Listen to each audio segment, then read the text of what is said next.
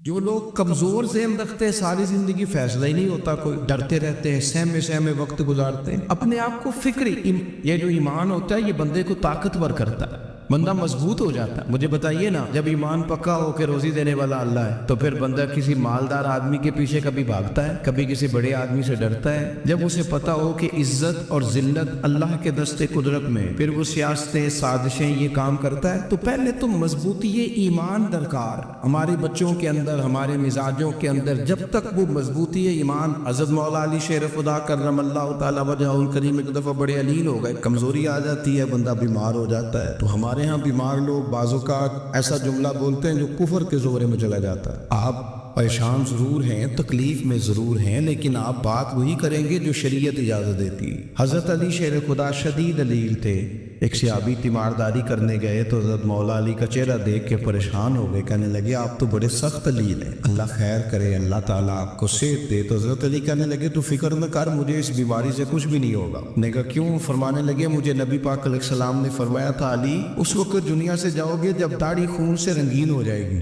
تو اس کا مطلب ہے میں خنجر کے وار کے ساتھ شہید کیا جاؤں گا، میں بیماری سے دنیا میں نہیں جاؤں گا، میں یہ بیماری سے مجھے کچھ بھی نہیں ہوگا، اللہ مجھے شفا دے دے گا، چونکہ حضور نے فرمایا کہ ساڈے نبی دی زبان ساڈے واسطے قرآن۔ تو سب سے پہلے تو اپنے ایمان کے اندر، توکل کے اندر مضبوطی پیدا کرے۔ مسلمان دیکھو نا، نماز پڑھنے سے روزی میں برکت ہوتی ہے، تو پھر اس کا مطلب یہ ہے کہ جب ٹائم آئے نا نماز کا تو گاہک جتنے مرضی کھڑے ہوں پھر دکان بند کرنی چاہیے، پھر نماز پڑھنی چاہیے، کیونکہ روزی تو اللہ نے دینی ہے، گاہکوں نے تو دینی۔ تو سب سے پہلے ضروری ہے مضبوطی ایمان، توکل، اللہ کی ذات پر بھروسہ۔ آپ کبھی میدان کربلا کا پورا نقشہ اپنے سامنے رکھیں نا، دو چیزیں، امام حسین کو نظر آ رہا ہے اب شہادت ہو جائے گی، اتنی بڑی فوج آئی ہے، خدا کی حکمت کے تقاضے سمجھ میں آ رہے ہیں، حالات کیا ہوں گے سمجھ آ رہی، پر ایک لمحے کے لیے بھی ان کا توکل کمزور نہیں ہوا۔ اپنے رب پر جو مضبوط بھروسہ ہے، سیدہ طیبہ طاہرہ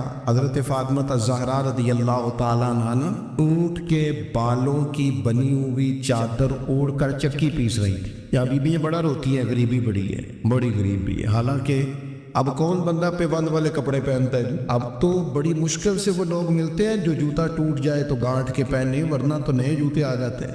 حضرت سیدہ پاک اونٹ کے بالوں کی بنی ہوئی چادر اوڑھ کے چکی پیس رہی تھی۔ نبی پاک صلی اللہ علیہ وسلم نے دیکھا، آنکھوں میں آنسو ضرور آئے، پر محبوب نے فرمایا فاطمہ دنیا میں تھوڑی سی تکلیف برداشت کرو، قیامت کی ساری عزت اللہ آپ کو ہی عطا فرمائے گا۔ تو توکل کی مضبوطی، اللہ کی ذات پر بھروسہ، اپنے رب کریم کے ساتھ امیدوں کا وابستہ کرنا، اس سے مضبوطی آئے۔ دوسرا فرمایا وَعَمِلُوا الصَّالِحَاتِ، بہترین عمل کیا جائے زندگی میں، نیک اعمال کیے جائے، وقت ضائع نہ کیا جائے، ہر وقت کوئی نہ کوئی کام بندہ کرتا رہے۔ یا بہت سارے لوگ ہیں جن کو لوگ نیک کہنا شروع کر دیتے ہیں نا، وہ سمجھ لیتے ہیں شاید ہم سچی مچی نیک ہیں۔ لوگ جو کہتے ہیں حضرت صاحب کی بلا، پیر صاحب کی بلا، میں یہ طالب علموں کو، دوستوں کو، بلکہ اپنے آپ کو بھی کئی دفعہ کہتا رہتا ہوں، اپنے آپ کو سمجھاتا ہوں کہ یہ لوگ تجھے کہہ رہے ہیں حضرت صاحب، یہ تو رات کو تو اپنے آپ سے پوچھنا، اپنے رب سے پوچھ، کبھی موقع ملے تو اپنی گریبان میں جھانک، غور کر کے تیری کیفیت کیا ہے، تنہائی میں تیرا دل اللہ سے جڑتا ہے کہ نہیں،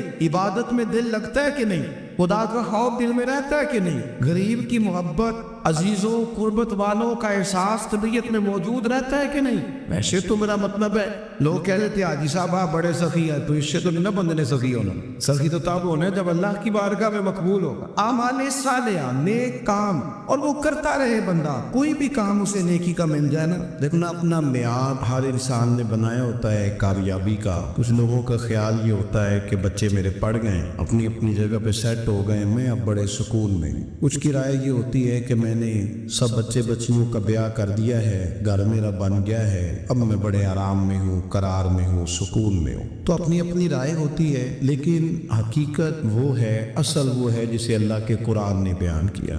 اللہ کریم نے فرمایا والعصر، اے محبوب علیہ السلام ہمیں آپ کے زمانہ مبارکہ کی قسم ہے، ان الانسان لفی خسر، فرمایا بے شک انسان خسارے میں، نقصان میں۔ اپنے تئیں کوئی دعویٰ کر لیتا ہے، آپ دیکھتے ہیں کہ بہت سارے لوگوں کے دعوے اپنے اپنے ہوتے ہیں نا۔ کسی بھی طالب علم سے آپ پوچھیں پیپر دے کے آئے تو پیپر کیسا ہوا ہے تو کیا کہتا ہے؟ جب کینڈیڈیٹ الیکشن لڑتے ہیں تو رات کو جب وہ سوتے ہیں تو سارے جیت کے ہی سوتے ہیں، ان کو سب یہی کہتے ہیں کہ لوگ سارے تیرے ساتھ ہی ہیں. حالات یہ جتنے بادشاہ حکمران ہوتے ہیں ان کے بگڑنے کی بنیادی وجہ ہوتی ہے کہ یہ خوش فہمیوں میں مبتلا ہوتے ہیں. ہم میں سے بھی ڈھیر سارے لوگ ہیں جو خوش فہمیوں میں مبتلا ہیں. کچھ کہتے ہیں جناب ہماری نسبت بڑی تگڑی ہے. بھئی نسبت تو امام حسین سے تگڑی تو کسی کی نہیں نا. تو ساری رات نماز پڑھتے تھے, روزے رکھتے تھے, اللہ کو یاد کرتے تھے. آپ خالی نسبت پر بیٹھ کر عمل چھوڑ جائیں تو یہ کیسے ممکن ہے؟ تو اپنے اپنے تئی لوگوں نے معیار کامیابی کے قائم کر لیے ہیں. اللہ فرماتا ہے کہ محبوب مجھے قسم ہو زمانے کی انسان نقصان میں. یہ دن بہ دن جو وقت گزار رہا ہے تو اس کا نقصان, اس کا خسارہ, اس کا گھاٹا بڑھتا جا رہا ہے. روز نقصان میں کتنا عمر کا حصہ لوگوں نے ضائع کر دیا. کتنے بہترین لوگ تھے لیکن روزی روٹی کے پیچھے وقت سارا برباد ہو گیا. یہ رزق حلال کے لیے دوڑ دھوپ ہو وہ تو بڑی بات, لیکن تکبر کے لیے اور خواہشات, بیجا خواہشات کی تکمیل کے لیے, ایک دوسرے سے آگے بڑھنے کے لیے بڑا وقت ضائع کیا لوگ. اچھا کوئی بھی نہیں جیتا, خاندانوں میں بھی کوئی نہیں جیتا, برادریوں میں بھی کوئی نہیں جیتا, پر لڑائی ساری زندگی کی ہے. میں نے آگے گزرنا, میں نے حالانکہ کوئی کسی کو جیتنے دیتا ہی نہیں. اپنے اپنے تئی لوگوں نے معیار قائم کیے کامیابی کے. اللہ فرماتے ہیں بے شک انسان نقصان میں ہے لیکن جس میں 4 خوبیاں پائی جائیں اللہ کا قرآن کہتا ہے وہ بندہ کامیاب ہوئے. کون کون سی؟ الا الذین آمنوا. سب نقصان میں نہیں سوائے ان لوگوں کے جو ایمان لائے. سب سے پہلے کیا کرے؟ ایمان ہو اس کے پاس, مضبوط ایمان. وعملوا الصالحات, اور ایمان بھی لائے اور نیک کام بھی کرے. اور صرف نیک کام نہ کرے, وتواصوا بالحق, لوگوں کو حق بات کی نصیحت بھی کرے. اور ظاہر ہے سچ بولے گا, حق بولے گا تو بڑے لوگوں کے مفادات کو ٹھیس پہنچے گی, کچھ لوگوں کو تکلیف بھی ہوگی. تو اب جب تکلیف ہوگی تو پھر مصیبت بھی آئے گی. تو اگر حق بات کہنی ہے تو پھر کیا کرے؟ وتواصوا بالصبر, اور ایک دوسرے کو صبر کی بھی وصیت کرے. 4 چیزیں پائی جائیں, ایمان, اعمال صالحہ, حق کی نصیحت, اس رستے میں آنے والی تکلیف پر صبر. اگر یہ 4 چیزیں میسر آتی ہیں تو اللہ کا قرآن کہتا ہے بندہ کامیاب ہے. اور اگر یہ 4 چیزیں نہیں تو پھر کوئی بندہ جتنا مرضی دعویٰ کرے, جتنا مرضی شور کرے, جتنا مرضی اعلان کرے, وہ کامیاب ہو سکتا. سب سے پہلے تو اپنا ایمان پکا کرے. یہ جو کچی پکی باتیں کرتے ہیں نا لوگ, مسلمان جو ہوتا ہے نا مسلمان, وہ لاوارث نہیں ہوتا, وہ وارث والا ہوتا ہے. اس کا رب ہر وقت اپنی رحمت سے اس کی حفاظت کرتا ہے. مسلمان ہر وقت نبی پاک علیہ السلام کے نگاہ کرم میں رہتا ہے. اسے کمزور باتیں نہیں کرنی چاہیے کہ میرے کو پیچھے چڑھ گیا تو پتہ نہیں کیا ہو جائے گا, برادری مخالف ہو گئی تو پتہ نہیں کیا ہو جائے گا, سچ بول دوں گا تو لوگ پتہ نہیں مجھے مار دیں گے. ایسا ہو نہیں سکتا. چھری حضرت ابراہیم چلائے بھی نا تو حضرت اسماعیل کے حلق پہ چلنا اس نے تب بھی ہے جب اللہ حکم کرے گا. تو اللہ کی حکمت ہوگی, حکمت الہی ہوتی ہے تو کوئی کام ہوتا ہے, ورنہ ہوتا. تو اپنی طبیعت میں مضبوط ایمان, توکل, اللہ پہ بھروسہ, مضبوطی افکار کی, کچی باتیں نہیں. دیکھو نبی پاک صلی اللہ تعالی علیہ وسلم نے فرمایا نیکی کو کبھی حقیر نہیں سمجھنا, کبھی حقارت سے نہیں نیکی کرنی کہ یہ بڑی چھوٹی ہے تو میں اس کو کروں. اب فرمایا کبھی حقیر نہ سمجھنا, نیکی کا کام جو بھی ملے کر دینا. فرمایا اگر بھائی سے مسکرا کے ملو گے بنا تو اس پر بھی اللہ تمہیں صدقے کا ثواب عطا کرے گا. ہم تو اس دین سے کے ماننے والے ہیں جو کہتے ہیں تو گلی سے روڑا اٹھا دے, کانٹا اٹھا دے, کسی کی تکلیف دور کر دے, کسی پر گنجائش کر دے, کسی کے لیے آسانی کر دے. جو بھی خیر کا کام میسر آئے پورے دن میں اسے چھوڑے نہیں. صبح گھر سے نکلے, وہ ایک صحابی تھے, غالباً تابعی تھے, تو بازار جاتے اپنے غلام کے ساتھ تو سارا بازار گھوم کے واپس آ گئے. خادم نے کہا جناب کو نہ کوئی خریدا نہ کچھ بیچا, تو آپ سارا بازار گھوم کے آ گئے. فرمانے لگے تیرا کیا خیال ہے؟ میں نے کچھ بھی نہیں کیا. کہا جناب پھر کیا کیا ہے؟ فرمانے لگے تم نے دیکھا جو بندہ بھی گزرا میں نے اس کو کہا السلام علیکم, تو کتنی کو نیکیاں میں جمع کر کے آ گیا ہوں.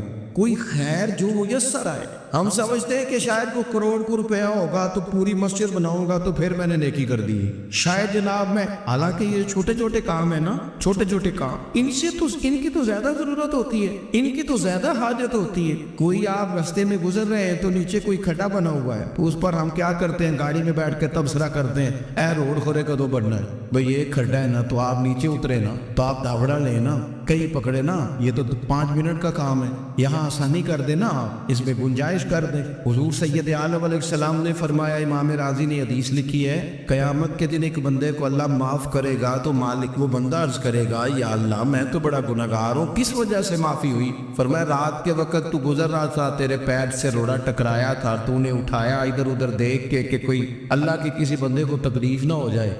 कमाली को खो वो तो मैंने ज़माना बीत गया, कोई इतनी बड़ी बात भी नहीं समझी। तो रब करीम ने फरमाया तो रात के अंधेरों में भी मेरे बंदों का ख्याल रखता था, तो मैं तेरा ख्याल ना करूं?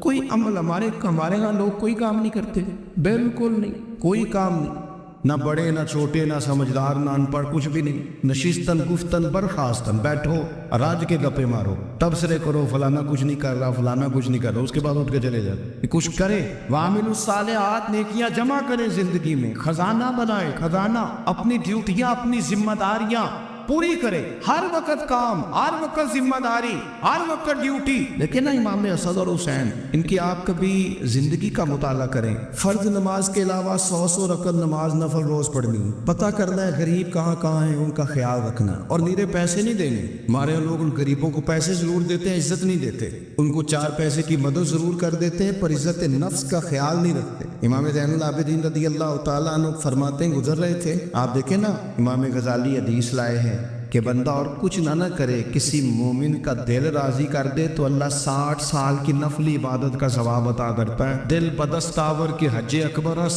अज हजारा का व यक दिल बेहतरस, किसी का दिल खुश कर देना, उसको राहत दे देना, उसको करार दे देना, उसके लिए कोई ऐसा सामान कर देना कि बंदा मुतमईन हो जाए, सुकून हो जाए। ये हमारे यहाँ जो लोग होते हैं ना, सरकारी मुलाजिमीन, ड्यूटियों वाले, इनकी तबीयतों में तलखी होती है। ये अगर सिर्फ प्यार करने लग जाए ना, से वाबस्ता लोग मेरे आप में से हैं, तो मैं उनसे कहता हूँ कि शिफा तो अल्लाह ने देनी है, चलो तुम दुआई तो आज के दिया करो ना, तुम आने वाले की बात तो तवज्जो से सुनो। वो बेचारा अपनी बात, हमारे बुजुर्ग थे तो तावीज़ लिखा करते थे, बड़े आलिम थे, मुझे कुछ थोड़ी सी ना मेरे दिल में उनके बारे में खफगी रहती थी कि आप इतने बड़े आलिम हैं, आप किताब लिखे, आप तवीज़ लिख रहे हैं, और भी लोगों ने कमाई करनी होती है, आप तो मुफ्त देते हैं सारा कुछ, इतनी लंबी ड्यूटी, सारा दिन बैठे रहते हैं आप और लिखते तवीज़ है। मैंने एक दिन उनसे गुजारिश की, मैंने कहा शेख आप बड़े आदमी, जिन लोगों को अल्लाह ने रसूख फिल इल्म अता फरमाया होता है, उनमें से आप, अल्लाह ने आपको पुख्तगी दी है इल्म में, शौरी आलिम में, आप सारा दिन तवीज़। फरमाने लगे यार मैं तवीज़ नहीं लिखता, असल मसला ये है कि जो तवीज़ लेने आता है वो अपना सारा दुख सुनाता है, तो मैं तवीज़ नहीं लिखता, मैं ना बस लोगों के कलेजे ठंडे करता हूँ। मैं किसी का, अब तो बच्चों के पास टाइम ही नहीं, वो तो अब्बा का दुख नहीं सुनते, तो बैठते ही नहीं। अम्मा कह रही होती है कि पुत्र को 10 मिनट मेरे पास भी बैठा कर, लेकिन पुत्र मसरूफ बड़ा, वीडियो चढ़ा ली है उसने, हम उलझ गए। ये चीज़ें इंसान को नफसियाती तौर पर कमज़ोर कर देती हैं। जो लोग ज़्यादा ये काम करते हैं उनके हाफ़ज़े कमज़ोर हो जाते हैं, वो उलझ जाते हैं, उन्हें पता नहीं होता रात मैंने क्या कहा था, सुबह में क्या कह रहा। हर वक्त नहीं, ज़रूरत के वक्त, हर टाइम नहीं, मखसूस औकात में। हज़रत इमाम ज़ैनुल आबिदीन रज़ियल्लाहु ताला अन्हु फरमाने लगे, हम गुजर रहे थे, इमाम हुसैन साथ थे, तो रास्ते में ना कुछ गुरबा गरीब लोग बैठ के खाना खा रहे थे। कहते हमारी उन पर नज़र पड़ी तो उन्होंने हज़रत इमाम हुसैन रज़ियल्लाहु ताला अन्हु से कहा, हुज़ूर आइए तशरीफ़ लाइए, खाना खाइए। वो ज़रूरी नहीं होता आपको सबका खाना पसंद ही आए, टेस्ट अपने अपने होते हैं, ये ज़रूरी तो नहीं। खाना पसंद ना भी आए तो दिल तो फिर भी राज़ी रखने चाहिए, कुर्बान जाए। नबी पाक ने किस तरह हमारी तरबियत की। हज़रत आयशा सिद्दीक़ा रज़ियल्लाहु ताला अन्हा फरमाती हैं, करीम महबूब का मैंने ये तरीका देखा कि अगर खाना ना पसंद होता तो छोड़ देते, पर कभी उसमें से नुक्स ना निकालते, ऐब जो ही ना कर। गर्मी के मौसम में खड़ी है बेचारी खातून, और कितनी मुशक्कत से उसने खाना बनाया, और कितनी गर्मी सही है चूल्हे के सामने, लेकिन साहब को खाना रखा है तो वो कहते हैं ये तू की पकाया है, वो खाने वाली चीज़ है भाई, इस तरह करना, अब जो अगली हंडी है वो तू पका, ना तू खड़ा हो। ये पता चली ये काम कितनी मुशक्कत का है। जिंदगी में कुछ थोड़ा सा दूसरों का ख्याल रखना, ये भी तो दीन का हिस्सा है। आप अपनी जिंदगी में हमेशा अपने लिए सोचे, किसी और का सोचे ही ना। तो मेरे अजीज याद रखेंगे आप, इमाम ज़ैनुल आबिदीन कहते हैं नबी पाक सल्लल्लाहु ताला अलैहि वसल्लम ने ना हजरत امام علی مقام کی، امام حسن و حسین کی اس طرح سے کچھ تربیت فرمائی تھی کہ غریب پروری ان کے اندر رچ بس گئی، مزاج بن گیا۔ وہ برا باپ بیٹھے تھے دسترخوان بچھائے سڑک کے کنارے، تو امام حسین گزرے تو انہوں نے آواز دی، امام صاحب لوگ ذائقہ نہیں لگے، حضور تھوڑی روٹی نہیں کھا لیتے ہمارے ساتھ؟ تو امام صاحب آ گئے، نیچے بیٹھ گئے غریبوں کے ساتھ۔ کوئی جرت کرے نا، چلو امیروں نے تو غریبوں کے ساتھ بیٹھنے کی جرت نہیں کرنی، کو پیر ہی بیٹھ جائے غریبوں کے ساتھ، وہی مہربانی کر دے کہ میں پیر صاحب ہوں، قبلہ ہوں، تو میں ہی چلو لنگر کھا لو مریدوں کے ساتھ بیٹھ کے۔ ہماری تو محفلوں میں بھی نا جی، نعت خوانوں کا، مولویوں کا، دوسروں کا کھانا اور ہوتا ہے، اور غریب آدمی کو شاپر میں چاول ڈال کے دیتے ہیں اور ساتھ اسے کہتے ہیں یہ لنگر شریف ہے۔ بھئی اگر یہ شریف ہے، تبرک ہے، تو اے پیر صاحب نو نہیں سی لنگدا، اڑتا ہے گلے میں لنگر ان کو؟ یہ لنگر شریف جو ہے یہ نعت خواں کو بھی تو گزرنا، تبرک ہے کہ نہیں؟ ہاں نہ تو کرو نا، کہ جیڑی زیادہ تبرک والی شے ہے وہ پیراں نو بھی تو کھانی چاہیے نا، نعت خواں کو اس کے لیے لہدا سے مرغ مسلم اعلیٰ کھانے۔ میں اکثر دوستوں سے کہتا ہوں چلو میلاد شریف پہ ہی صحیح سب کے لیے اچھا کھانا پکاؤ، چلو جس غریبوں کے بچوں کو بیچاروں کو سارا سال وہ بوٹیوں کے لیے لڑتے ہیں، تم میلاد پہ اچھی روٹی پکا دو، تو بچہ جب کھائے گا نا بہت ساریاں بوٹیاں اور چاول، اور اپنے ابا سے پوچھے گا کہ ابا جی آج کی گل ہے، تو ہو سکتا ہے غریب باپ روئی پڑے اور اسے کہے پتر تو آج راج راج کے کھاج ساڈے نبی پاک دا میلاد صحیح۔ تو امام حسین رضی اللہ تعالیٰ عنہ نا آ کے غریبوں کے بیچ بیٹھ گئے زمین پہ، انہوں نے کہا کھائیے، تو وہ جس طرح وہ کھا رہے تھے نا سادے برتنوں میں سادے، امام حسین کھانا کھانے لگ گئے۔ میں نے کہا خیر کا کام کوئی بھی ملے اسے ضائع، چلو اور کچھ نہیں کر سکتے تھے، کسی کو سڑک ہی پار کرا دے نابینا کو، چلو اور کچھ نہیں کر سکتے تو آپ کو پتہ ہے کہ سامنے والا بوجھ لے کے گزر رہا ہے، آپ تھوڑا سا ہٹ جائیں روڈ سے، اسے گزر لینے دیں، کوئی تو کام زندگی میں کوئی ارادہ تو خیر کا بندہ کرے۔ امام حسین بیٹھ گئے، ان کے ساتھ روٹی کھائی، تھوڑی دیر کے بعد اجازت لی، فرمایا جاؤں؟ کہنے لگے حضور اور کھائیے، فرمانے لگے میں تو ابھی روٹی کھا کے آیا تھا اور آج تک ایسا نہیں ہوا کہ دوبارہ کھانا کھاؤں، ایک لقمے کی بھوک نہیں تھی، جتنا بھی کھایا ہے نا یہ تمہارا دل خوش کرنے کے لیے کھایا ہے۔ غرباء مساکین کی وعامل الصالحات، ایماندار بندہ ایمانداروں جیسے کام کرتا ہی اچھا لگتا۔ 25 حج کیا امام حسن و حسین نے مدینے سے مکے پیدل جا کے۔ میں کہتا ہوں چلو ہم باجماعت نماز ہی پڑھ لیا کریں، چلیں حضور صلی اللہ علیہ وسلم نے فرمایا فجر کی نماز پڑھ کے بیٹھ جاؤ، اشراق چاشت تک اللہ کا ذکر کرو، 2 نفل اشراق کے 2 چاشت کے پڑھ لو،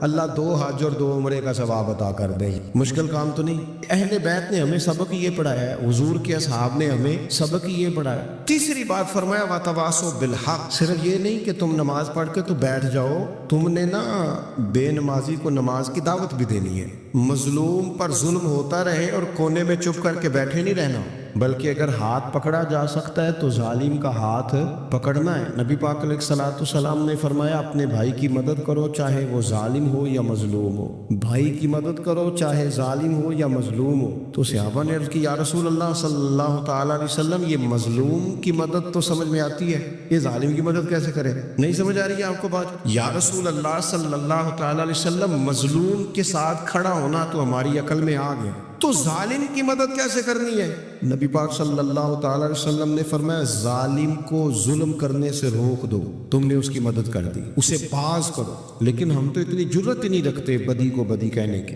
اتنی طاقت ہی نہیں ہوتی، جھوٹ کو جھوٹ کہنے کی ہمت۔ ہمارے گھر میں سارا کچھ ہو رہا ہوتا ہے، ہمیں پتہ ہوتا ہے کہ فلاں جگہ پہ ہمارا قبیلہ ہماری برادری غلط ہے، پر اتنی جرت کرتے ہیں۔ ہم سچ بولتے ضرور ہیں پر دوسروں کے بارے میں، اپنے بارے میں سچ بولنے کو تیار نہیں ہوتے۔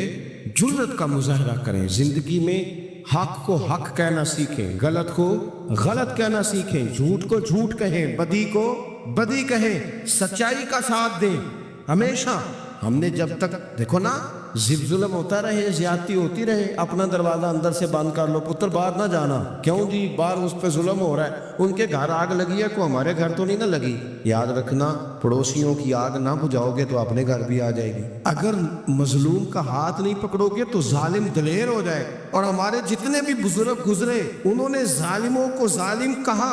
امام احمد بن حنبل نے جیل کاٹی، امام اعظم ابو حنیفہ نے جیل کاٹی۔ آج کل لوگ کہتے ہیں مولانا صاحب آپ نے نا جناب غلط کو غلط نہیں کہنا، سیاست کی بات نہیں کرنی، کیوں جی؟ کس لیے نہیں کرنی؟ سیاست تو تدبیر کا نام ہے. بنو اسرائیل میں جتنی بھی تدبیر ہوتی تھی وہ سارے انبیاء کیا کرتے تھے. کیوں نہ بات کریں یہ جن کرسیوں پہ آج تم نے ظالموں جابروں کو بٹھایا، یہ کرسی تو حضرت ابوبکر صدیق جیسے لوگوں کی ہے، یہ تو حضرت عمر جیسے لوگوں کی سیٹ ہے، حضرت عثمان غنی جیسے لوگوں کا کام، مولا علی جیسے لوگوں کا کام.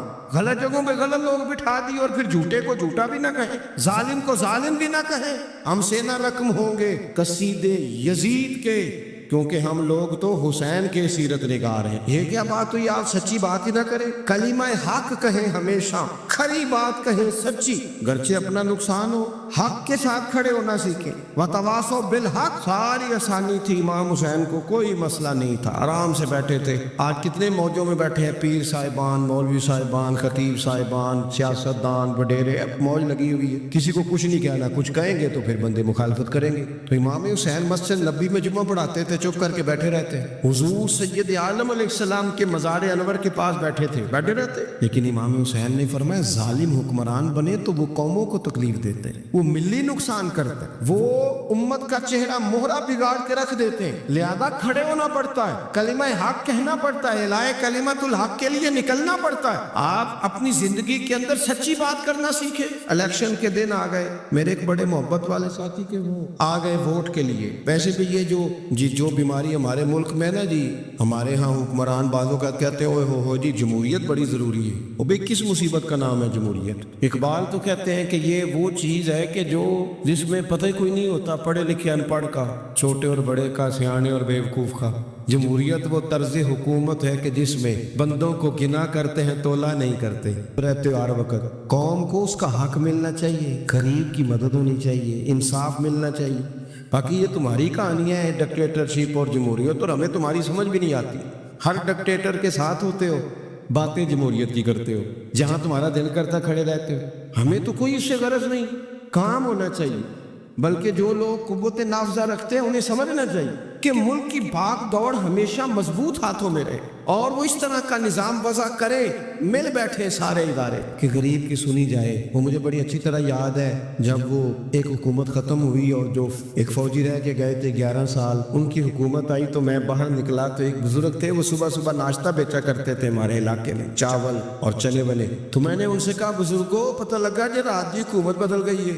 تو فرمان لگے پتر جیڑا مرضی بھی آ جائے، میں تو یا چاول بیچ کے روٹی کھانی، ہمیں تو ان سے غرض ہی نہیں. اللہ جانے کون آیا کون گیا، تو کھیل تماشا بنایا ہوا ہے. تو جھوٹے کو جھوٹا کہے. میرے ایک دوست ہیں الیکشن لڑتے ہیں، مجھے ایک دفعہ کہنے لگے آپ نے کبھی ووٹ نہیں ڈالا، اس دفعہ ضرور ڈالے. میں نے کہا نہیں ڈالتا میں. کہنے لگے ووٹ قوم کی امانت ہے. تو میں نے کہا امانت کسی بے ایمان کو دے دوں؟ امانت تو امانت دار کو دی جاتی. نہیں سمجھے آپ بات؟ یہ سارے کہتے ہیں نا ووٹ قوم کی، تو امانت کس کو دینی چاہیے؟ صحیح بتاؤ. چلو ہوں تسی بولنا نہیں، بس دل وچ گل رکھنی، دل وچ. دیندے ویسے امانت دارا نہیں ہونا. نہیں میں نے کہا بولنا نہیں، ایویں کسی کو پتہ نہ لگ دے. دیتے ویسے امانت داروں کو ہی ہو نا. یہ اپنے دل سے پوچھو، فیصلہ لو، اللہ سے ڈرو. ظالم کا مددگار ظالم ہوتا ہے، ظالموں کا مددگار ظالم ہوتا ہے. وہ تیرے میرے ووٹ پر جیت کر جب ظلم کرے گا تو پھر کون ہے جو یہ دعویٰ کرے گا کہ جناب میں ظالم کا مددگار نہیں؟ سوچو سمجھو، غور کرو.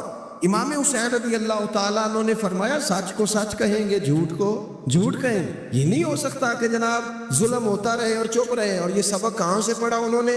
مولا علی شیر خدا سے. جب حضرت عثمان غنی رضی اللہ تعالیٰ عنہ پر بلوائیوں نے حملہ کیا نا، تو چونکہ حضرت عثمان غنی خالو تھے امام حسن اور حسین کے، حضرت عثمان خالو ہیں، سگے خالو ہیں، تو حضرت مولا علی شیر خدا نے یہ نہیں کہا کہ پتر اتنے بندے آ گئے ہیں، تلواریں ہیں، محاصرہ ہے، باہر نہ نکلنا. بلکہ حضرت مولا علی نے خود اپنے دونوں بیٹوں کو تلواریں پکڑائیں اور حضرت عثمان غنی کے دروازے پہ کھڑا کر کے کہا پتر خیال رکھنا تمہارے ہوتے ہوئے کوئی بھی شخص حضرت عثمان غنی کا دروازہ نہ کراس کر پائے. خود اپنے بچوں، ہر جنگ میں حضرت علی ساتھ لے کے جاتے تھے. ہم تو بچوں کو دلیری سکھاتے ہی نہیں، بزدل. اور کچھ ہمیں بابے مل گئے ہیں، وہ کہتے ہیں منڈے نو سایا ہے. میں کہ بابے نو آپ سایا ہے، انہوں بھی کرو دم کراؤ. اس کو نظری سایہ آتا ہے، کیسے ناتھانوں سے پالا پڑ گیا. کیا ہوتا ہے وہ سایہ؟ اچھے بھلے سیانے نوجوان بتی بند کر کے اندر لیٹا ہوا بچہ ہے، بابا کہہ گیا انہوں سایہ ہے. بابا کہڑا کہہ گیا جیڑا باہر روٹی لین آیا سی. بھی ایڈی پہنچی سرکار ہوندی تو ٹکر ہی گھر کھا لیندی. لوگوں کے قسمت کا حال بتاتا ہے، اپنی اتنی خراب ہے کہ مانگتا پھرتا ہے. کیا مذاق بنایا ہم نے اپنے ساتھ. تھوڑے سمجھدار ہو جائیں. ہر بندے کی بات کا اثر قبول نہ کیا کریں. مومن کے پاس طاقتیں ہوتی ہیں، جو جدھر لگاتا ہے چپ کر کے لگ جاتے. ان الذین قالوا ربنا اللہ ثم استقاموا تتنزل علیہم الملائکہ. اللہ کہتا ہے تو ڈٹنا سیکھ, رب کا نام لے کے ڈٹ جا, رب تیری مدد کے لیے فرشتے بھی نازل کر دے گا. فرمایا یہ نبی مومنوں کے جانوں سے بھی زیادہ قریب ہے. ہم بڑا عام لفظ بولتے ہیں کہ فلاں چیز میرے دل کے بڑی قریب ہے, میری سوچ کے بڑی. یہ لوگ دل کے قریب ہوتے ہیں, ان کے پاس اس میں بیٹھنے کو دل کرتا ہے. تو اللہ کریم نے قرآن پاک میں فرمایا کہ یہ پیغمبر صلی اللہ علیہ وسلم تمہاری جانوں سے بھی تمہارے قریب ہے. اور حضور نے وضاحت کر دی, نبی پاک نے وضاحت کر دی. حضور نے فرمایا لا یؤمن احدکم حتی اکون احب الیہ من والدہ وولدہ والناس اجمعین, اور کما قال نبی صلی اللہ علیہ وسلم. فرمایا تم میں سے کوئی اتنی دیر تک مومن ہو ہی نہیں سکتا جب تک ہر چیز سے بڑھ کر مجھ سے پیار نہ کرے. ایک مثال دے لوں, بات آسان ہو جائے گی. جس گھر کے اندر پیسہ بے شمار ہو, دولت بے شمار ہو, مکان ایک نہیں چار ہو, اور دنیا کی ساری آسانیاں گھر میں موجود ہو, سارے دوست میری بات پہ توجہ کرنا, ہر شے ہو, بینک بیلنس بھی ٹھیک ٹھاک ہو, بچوں کا فیوچر سیف ہو, لیکن گھر کے اندر میاں بیوی کی صلح نہ ہو. بچے کہتے ہیں گھر میں ہر چیز ہے پر امی اور ابا کا جھگڑا ہر وقت جاری رہتا ہے, وہ گھر صحیح چلتا ہے. آپ نے بولنا اس لیے نہیں کہ یہ باتیں لوگ, یہ گھر کے اندر کی باتیں ہیں نا.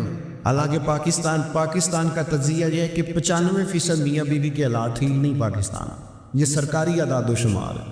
95% گھروں میں اختلاف رائے. یہ بات ذہن میں بٹھا لے کہ میاں بیوی کا اگر اتفاق نہیں نہ ہوتا تو وہ کہیں کہ گھر میں کوئی بھی خوشی رہے گی تو یہ ممکن ہی نہیں, یہ سوال ہی نہیں پیدا ہو.